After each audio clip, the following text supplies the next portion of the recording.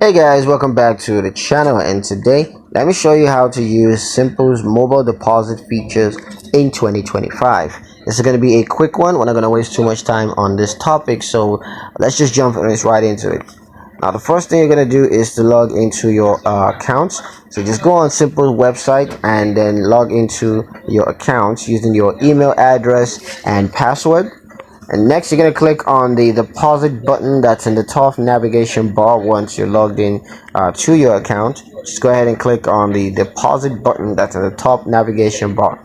Then you're going to select mobile deposit from the drop down menu, and then you're going to need to take a photo of the check, including its front and the back, and then you can confirm the deposit and wait for the deposit to be processed.